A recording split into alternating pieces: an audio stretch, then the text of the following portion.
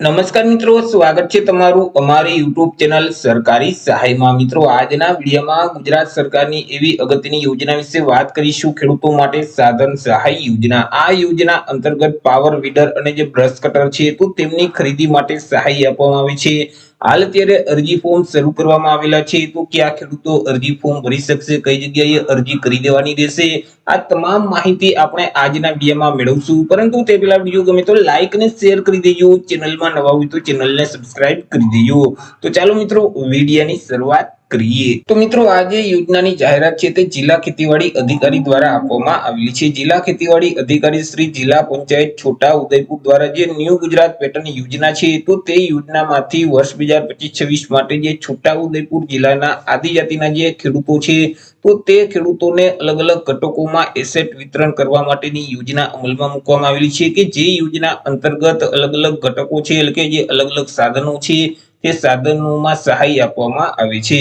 વાત કરી લઈએ કે કયા તાલુકાના ખેડૂતોને આ સહાય યોજનાનો લાભ છે તે મળવાપાત્ર થશે, તો કે છોટા ઉદેપુરના જે મિત્રો છોટા ઉદેપુર, કવાંટ, જેતપુર પાવી અને બોડેલી આ જે 4 તાલુકાના જે ખેડૂતો છે તો તે ખેડૂતોને અહીં મિત્રો પાવર વીડરની ખરીદી કરવી હોય તો પાવર વીડરની ખરીદી પાછળ જે કુલ ખર્ચ થયેલ છે તો તે કુલ ખર્ચના 90% લેખે સહાય છે તે આપવામાં આવશે। તે સિવાય મિત્રો છોટા ઉદેપુર, કવાંટ અને જેતપુર પાવી છે તો આ 3 તાલુકાના જે આદિજાતિના ખેડૂતો છે તો આ ખેડૂતો ઓછા સમયમાં વધારે ખેતી કામ કરી શકે તે હેતુથી જે મિત્રો ખેડૂતોએ જો બ્રશ કટર સાધનની ખરીદી કરી હોય તો તમે જે બ્રશ કટરની ખરીદી કરો છો તેની પાછળ જે કુલ ખર્ચ થયેલ છે તે કુલ ખર્ચના 90% લેખે સહાય છે તે આપવામાં આવશે। મિત્રો, અહીં તાલુકા મુજબ ઘટક મુજબ અરજી પત્રક છે તે મંગાવવામાં આવેલા છે, અરજી ફોર્મ છે તે મંગાવવામાં આવેલા છે। તે માટે મિત્રો છોટા ઉદેપુર, કવાંટ, જેતપુર પાવી અને બોડેલી તાલુકાના જે આદિજાતિના ખેડૂતો છે તે સિવાય જે એફઆરએ એટલે કે વન વિસ્તાર ધરાવતા જે ખેડૂતો છે, નાના અને સીમાંત ખેડૂતો છે, અનુસૂચિત જનજાતિના જે ખેડૂતો છે તો આ ખેડૂતો પાસેથી વહેલા તે પહેલાના ધોરણે અરજી ફોર્મ છે તે મંગાવવામાં આવેલા છે। એ મિત્રો, તમારે અરજી કઈ જગ્યાએ કરવાની રહેશે, તો કે તમારી જે તાલુકા પંચાયત આવેલી છે, તાલુકા કક્ષાએ જે ખેતીવાડી શાખા હોય છે, તાલુકા પંચાયતમાં ખેતીવાડી શાખા હોય તો ત્યાં જઈ અને તમારે મિત્રો અરજી ફોર્મ છે તે ભરવાનું રહેશે। ઓફલાઈન અરજી છે તે કરવાની રહેશે અને વહેલા તે પહેલાના ધોરણે અરજી ફોર્મ છે તે સ્વીકારવામાં આવશે।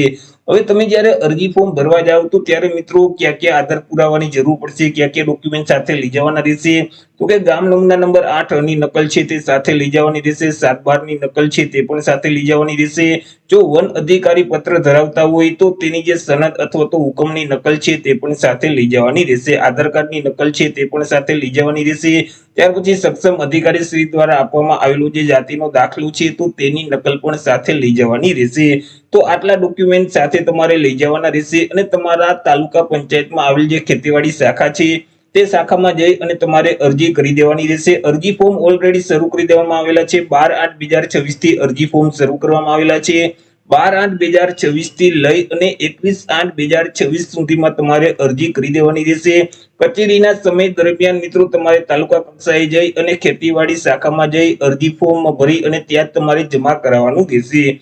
સમય મર્યાદા બાદ આવેલી જે અરજી છે તે નામંજૂર કરી દેવામાં આવશે અને નિયમ મુજબ ખેડૂતોએ લોકફાળાની રકમ છે તે ભરવાની રહેશે, જેમાં કીટ વિતરણ તાલુકાના લક્ષ્યાંકની મર્યાદાને ધ્યાનમાં રાખી અને કરવામાં આવશે।